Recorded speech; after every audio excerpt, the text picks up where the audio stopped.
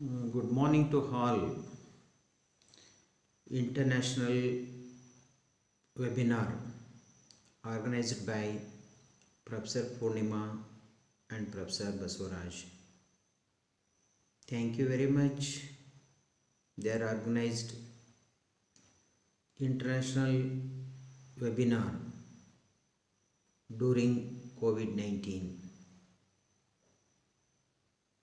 Now you are suffered from last now 120 days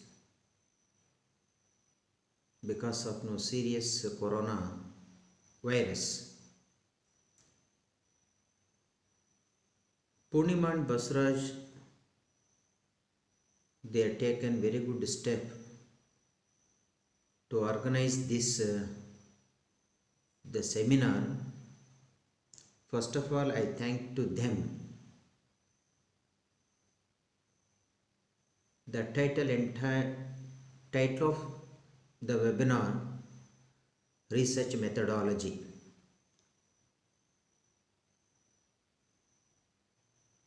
I want to speak on testing of statistical hypothesis. What is meant by hypothesis? A hypothesis is a theoretical proposition that is capable of empirical verification or disproof. It may be viewed as an explanation of some event or events, and it may be true or false explanation.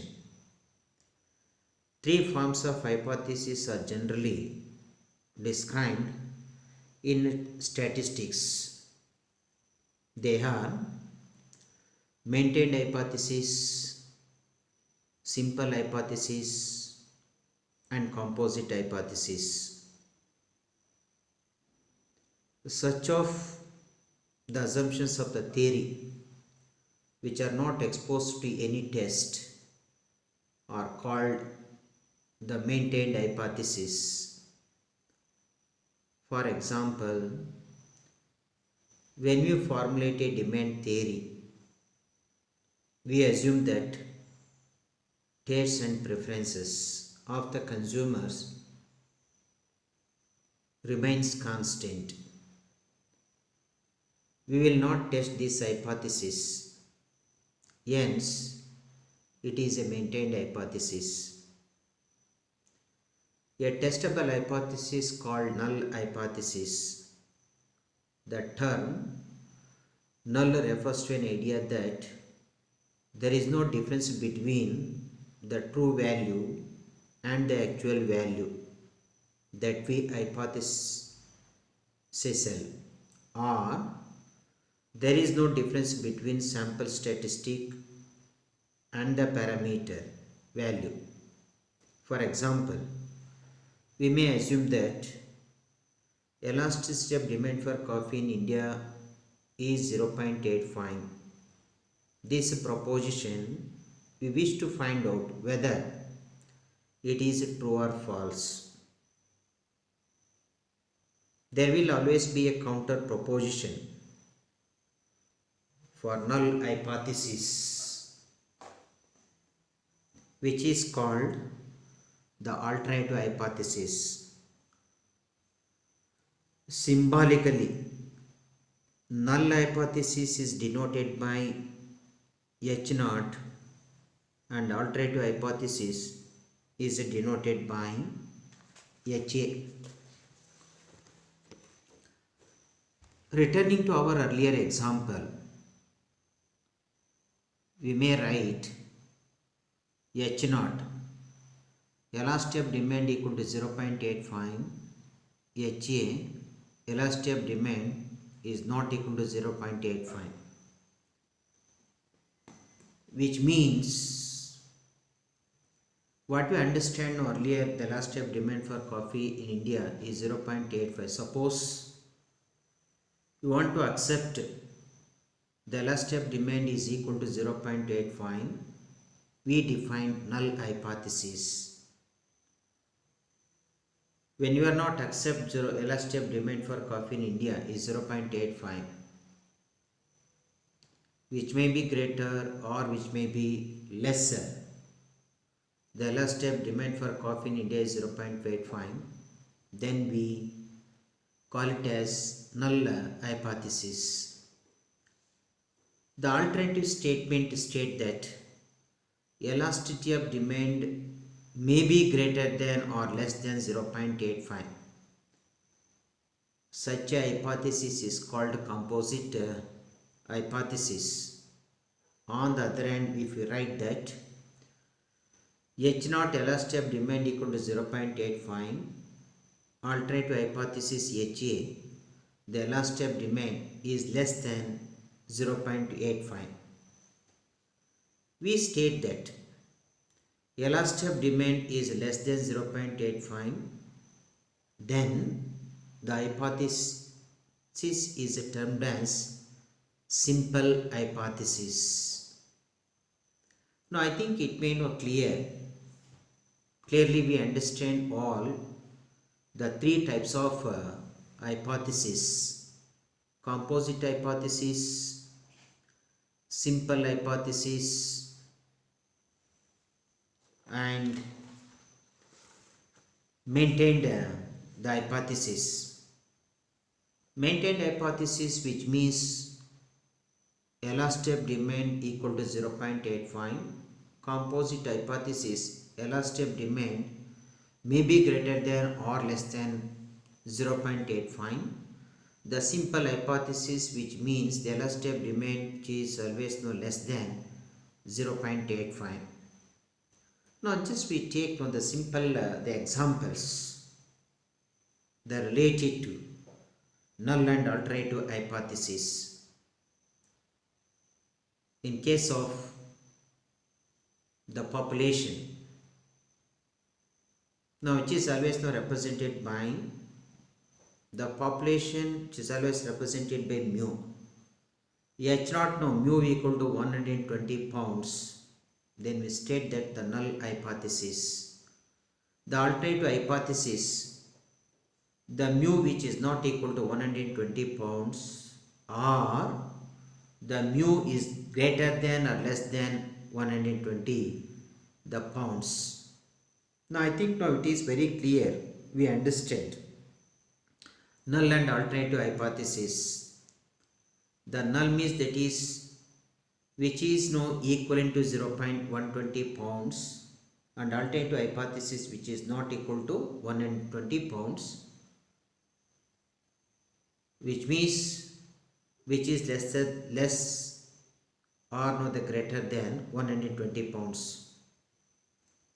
But now here we follow some procedure to test a hypothesis. Following no steps have been followed to test the hypothesis. There are the 6 that steps to test the hypothesis. First one is formulation of the null hypothesis and the alternative hypothesis. Second one, to decide about the level of significance, to decide about the critical region, choose the test statistic, computation of value of the test statistic from the observed data. The last one is comparison of the computed value with the table value of the test statistics to accept or reject the null hypothesis. Now let us consider these steps in a greater detail. First one, formulation of null hypothesis. The main purpose of statistical inferences is to derive conclusions about the population parameter from the sample statistics. Since those specific claims are easier to disprove, the vague claims it is desirable to formulate problems of hypothesis testing so that null hypothesis is stated as specifically as possible. Often the null hypothesis is introduced as that proportion which we actually wish to disprove. A good example of this is a test of new drug. There is an obvious assumption that the new drug will do better, say in terms of mean percentage of recoveries than the whole drug. Otherwise, there will be no point in testing. Yet, the null hypothesis of this case would be the proposition that the new drug leads to the same mean percentage of recoveries as the whole drug. The alternative hypothesis would be the mean percentage is higher for the new drug, which means now as a patient go to drug shop, you want to purchase drugs from the drug shop. Actually, the new drug mean percentage is always higher compared to the whole drug,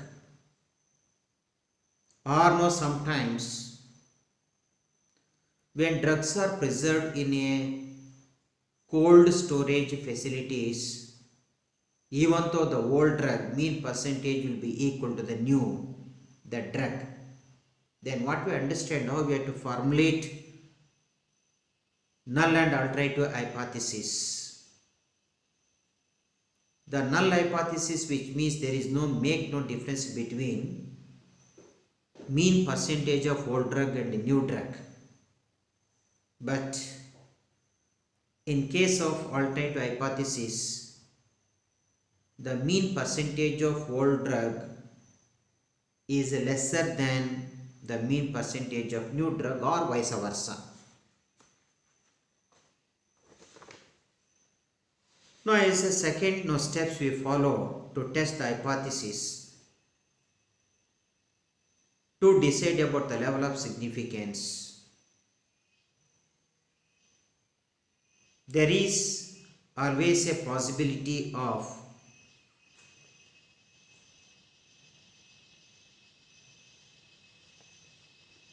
committing two types of errors while making decisions about hypothesis.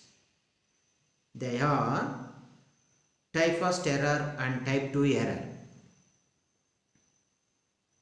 We try to make understand how we define what is the definition of type 1 and type 2 error. The type 1 error reject a null hypothesis which is actually true. Type 2 error accept a wrong hypothesis or incorrect hypothesis. Type 1 error is always denoted by alpha. Thus, alpha equal to probability of type 1 error, which means probability of rejecting H0 when H0 is true. Type 2 error is denoted by beta. Thus, beta equal to probability of type 2 error, which means probability of accepting H0 when H0 is not true. Now, I think it is make it very clear the two types of errors, type 1 and type 2 errors. If the definition between two means is 0, and if our test indicated rejection of the null hypothesis, we commit type 1 error. If on the other hand the difference between two means is not 0 and our test suggests acceptance of null hypothesis, we commit type 2 error. Naturally, one would be interested in minimizing both these two types of errors.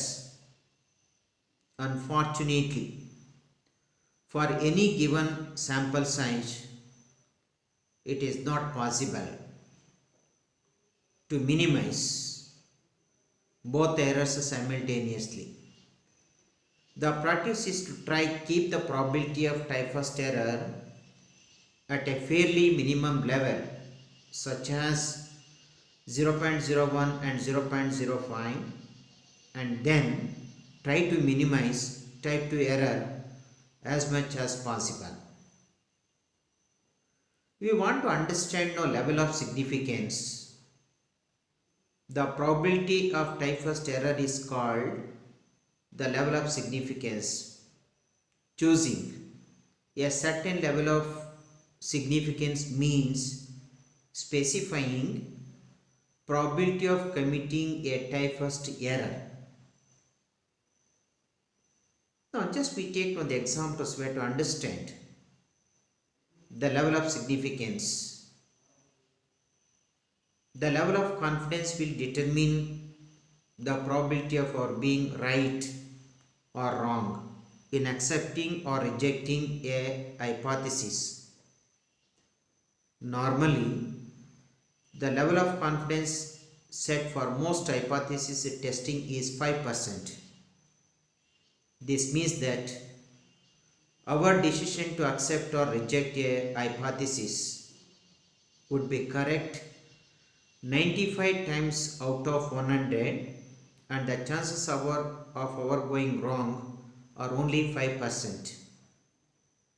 This means there is no 5% chance of our rejecting a null hypothesis which is true, or no 5% chance of our accepting the alternative hypothesis which is wrong. If you want to greater precision, the hypothesis can be tested at 1% level of significance, in which case of our going wrong are only 1%. Now, usually in social sciences, particularly in research activities, that to know in case of primary the source of data, we go for 5% level of significance. Now, where we have to commitment with 1% and 5%, 1% level of significance, which means no 99% is correct, remaining 1% is wrong. 5% means 95% is correct, remaining 5% is wrong. Now, usually when you take the information from the secondary source of data, that too from the real sources, for example, the data available from the government report, government document, like population, GDP, NNP, etc.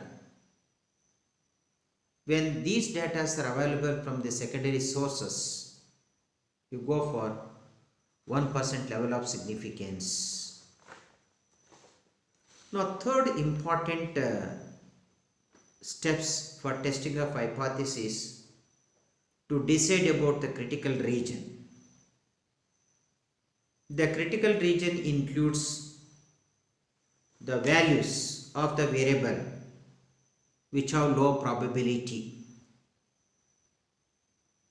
of 5% or 1% of being observed.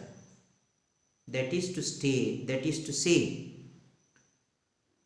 the critical region includes only those values that corresponds to the level of significance but the critical region may be chosen at the right hand, the left hand, and half at each end of the distribution of the variables.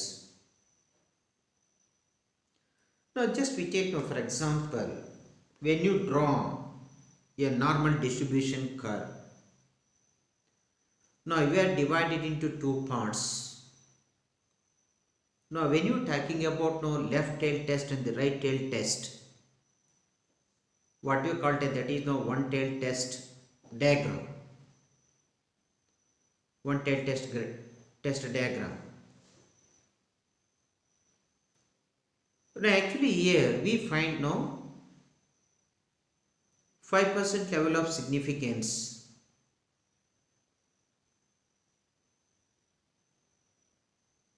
Now it is the value of alpha is 0.05. Both the regions we find left side and the right tail test, which has been marked at the end of normal distribution curve, the dark mark. And now this, that is dark portion, both right and left, it is in the rejection region. The two test diagram, the normal diagram, which has divided 0.475, 0.475. The rejection region is 0.025, 0.025 in both the regions. The rejection region, that is minus 1.96 sigma plus of 1.96 sigma. Now this is for both, that is the 5% and 1% level of significance. Suppose in case of 1% level of significance in both the regions, minus 2.58 to sigma plus of 2.58 into sigma. In the first and the second cases, what we have to understand, the right hand, that is the left tail test, it involves one tail test, and in the third case it involves the two tail test. The decision on which of the two to choose depends on the form in which alternative hypothesis is expressed. Alternative hypothesis can be in three forms.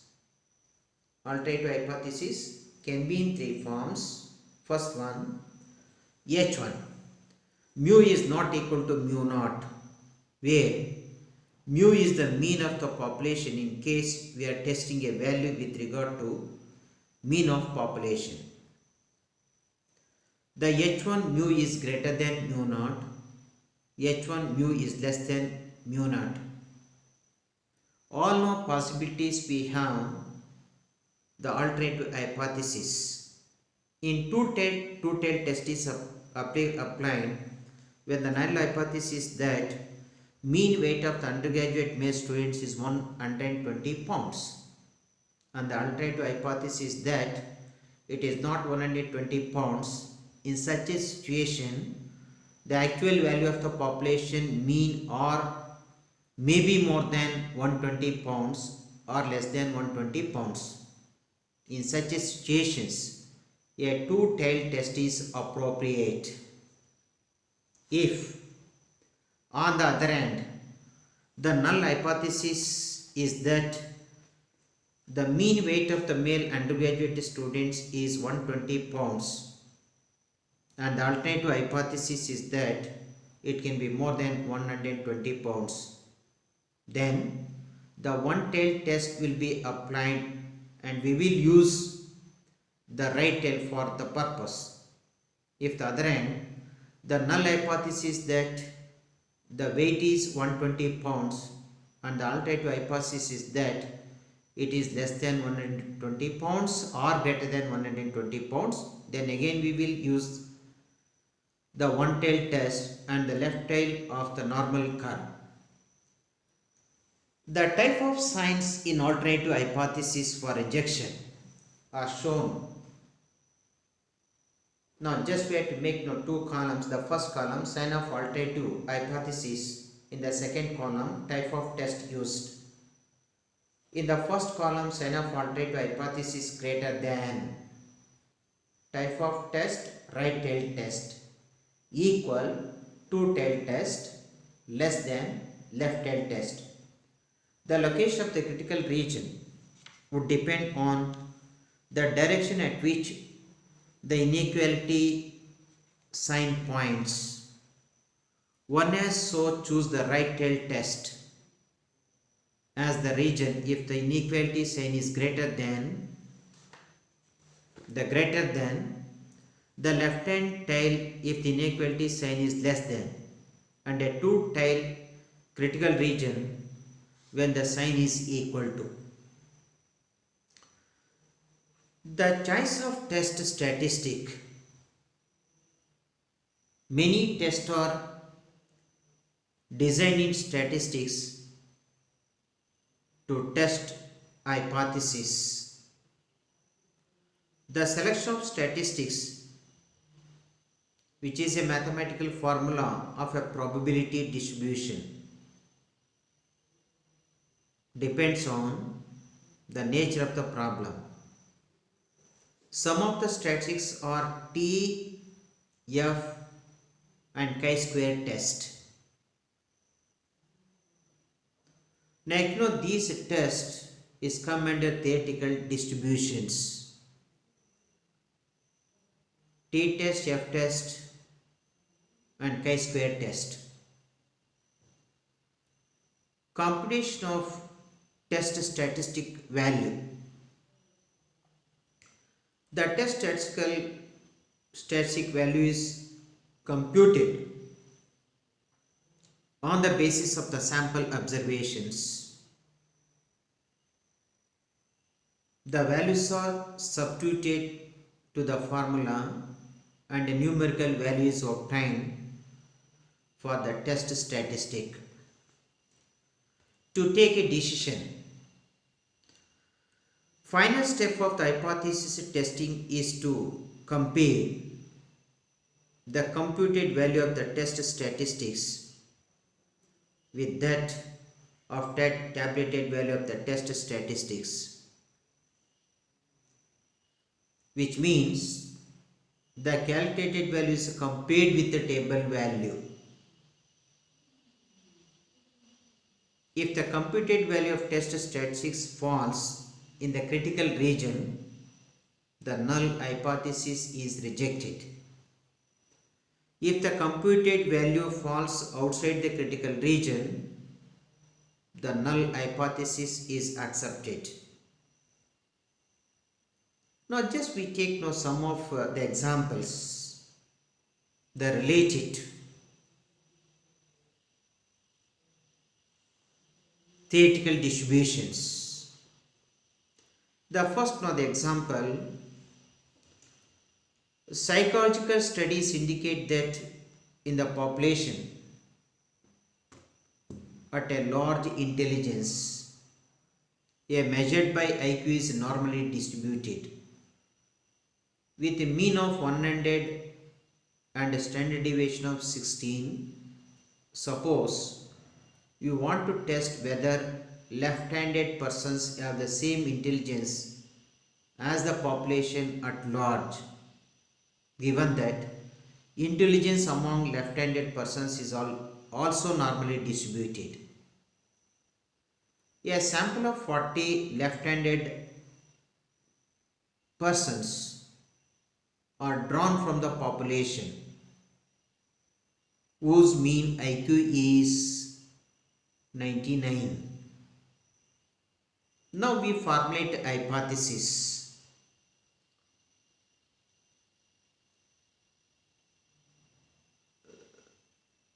H0 mu equal to 100, HA mu is not equal to 100, where mu is the mean intelligence of a population. As the population is normally distributed, we can use standard normal distribution formula as a test statistic. That is, x bar minus mu is divided by root of sigma into root n. Now, as we now understand with help of an example, actual mean is 99, population mean is 100. 99 minus 100 is divided by standard deviation is 16 and the number of observations is 400. The root of 400, that must be equal to minus 1.25. Now when we take this calculated value, just now we have to ignore negative value. Even if it is negative, we consider no positive value. As the appropriate level of significance, we choose 5%. Now to find boundaries of the acceptance region from the normal distribution table, we have to locate those values of the standard normal variable which cut off 2.5% of total area at each end of the distribution. From the normal probability table, we find Z1 equal to minus 1.96 and Z2 equal to plus of 1.96. Hence, the test criteria would be do not reject if minus 1.96 less than x bar minus 100 root 10 divided by 16 less than 1.96. Otherwise, accept it. From our example, 99 minus 100 divided by 16 into root of 400, that must be equal to minus 1.25. This obviously falls into the acceptance region, so that sample gives no evidence against the null hypothesis. In other words, there is no evidence that the mean IQ of left-handed persons is any different from that of the population at large. Likewise, we take now another example, the mean of a sample of 400 is 10. Test whether this sample has come from a population which is normal, which has mean 10.8 and standard deviation equal to 5. Now suppose you want to form hypothesis. Suppose now what to understand the null hypothesis H0 mu equal to 10.8. Alternative hypothesis HA mu is not equal to 10.8. Now we have to calculate no standard error of mean. The formula is sigma divided by root of n. You know that is value of sigma standard deviation. Standard deviation is 5 divided by the root of n. The value of n is 400. The root of 400, which is 5 divided by the root 400 value is 20. The quotient of this is 0.25.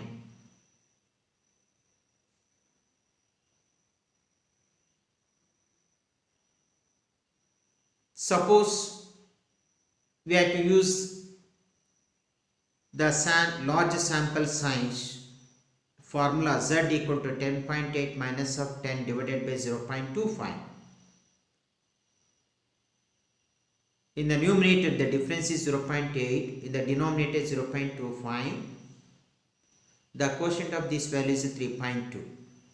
Since the critical region greater than 3.2, accept the hypothesis, that is, the sample has been drawn from the population whose mean is 10.8 and standard deviation is 5. Small sized samples. If the sample size is small, then the procedure to test the hypothesis is as follows. First one, state the null hypothesis, which is denoted by H0. Second one, draw a sample and create an appropriate test statistic. It is customary to use T, F and chi-square test statistic with regard to small samples. Third one, compute the numerical value of the test statistic.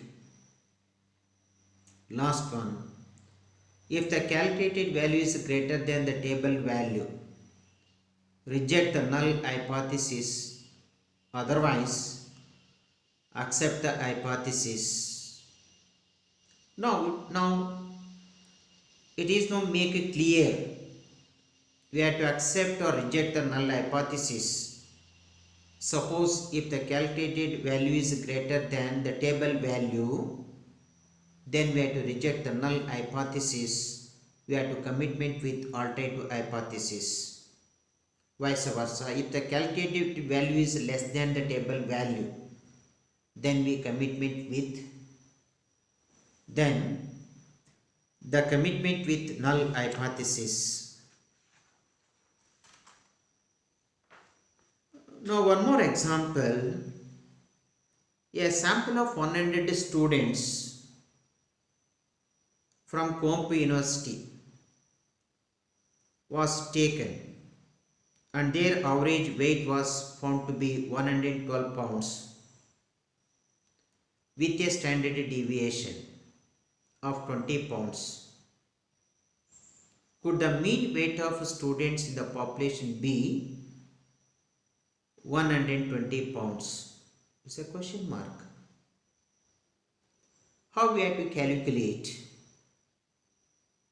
Now just we noted some of the points.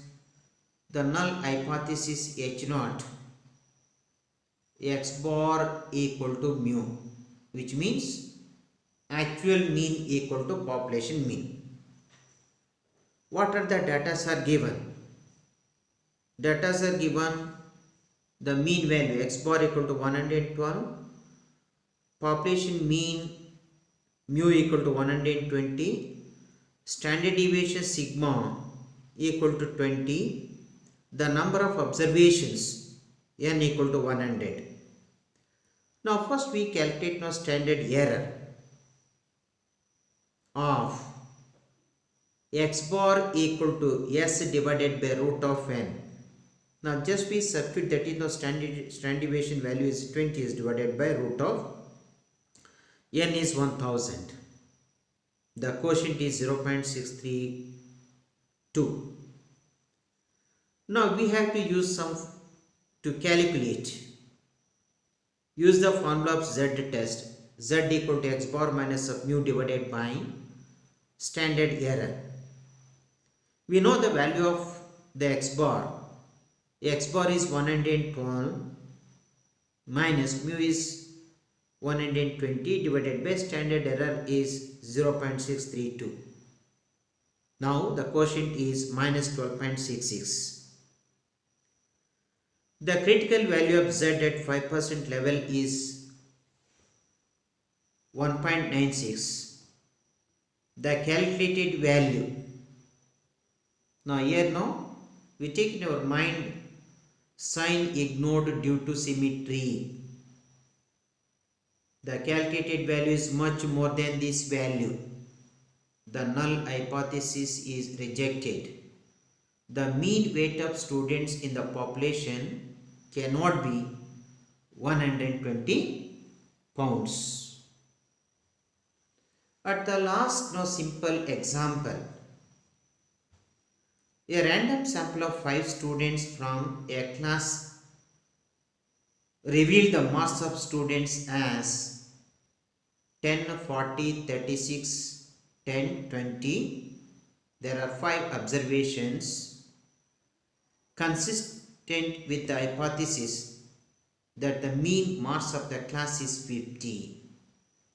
Now we have to check it.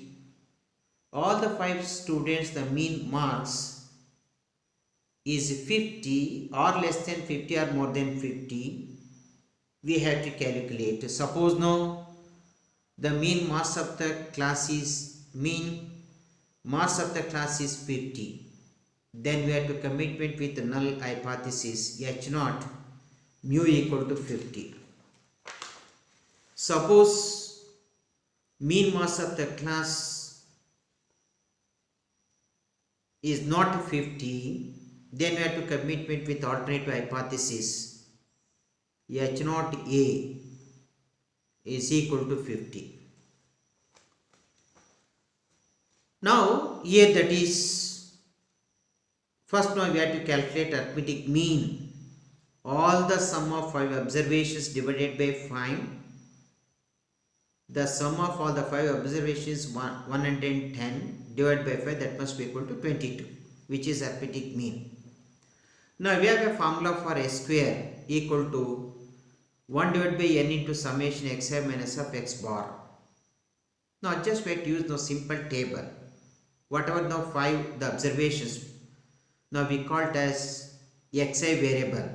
Now which has been recorded in column wise, the first column 10, 40, 30, 10 and 20.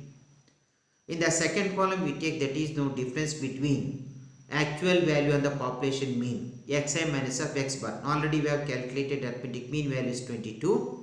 The 10 minus of 22 is minus 12, 40 minus of 22 is 28, 30 minus of 22 is 18, 10 minus of 22 is minus 12, 20 minus of 22 is 8.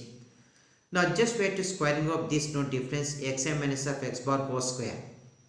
The values are recorded in this column 144, 784, 324, 144, 8 square is 64. Total that is summation xi minus of x bar whole square is 1360. S square equal to 1360. Now what you know recorded the formula S square equal to 1 divided by n into summation xi minus of x bar whole square. Xi minus of x bar whole square value is 1360, where the value of n is 5. The quotient of this value is 272. Now we calculate now standard deviation. S equal to root of 272. That must be equal to 16.5. Now I think it is now very suitable to apply the t-test. Formula for t-test, t equal to x bar minus of mu divided by s into root of n minus 1. Now just we substitute the value of x bar is 22 minus mu is 50 into root of n minus 1, n is 5 minus 1 divided by 16.5. The quotient of this value is minus 3.4. I told you earlier, when compared this value with the table value, just try to ignore the negative sign. The table value of t for n minus 1, the degrees of freedom at 5%, the significance level is 2.78. Since the table value is less than the calculated the t value, reject the null hypothesis, that is the mean mass of the class is 50. Thank you very much. Give me an opportunity to spare my views on testing of statistical hypothesis in international webinar. Thank you very much. I am happy to deliver the goods on testing of statistical hypothesis. Now which has been given opportunity to involve in international webinar, Dr. Purnima, Professor, and Dr. Basuraj, the Professor. Thank you very much.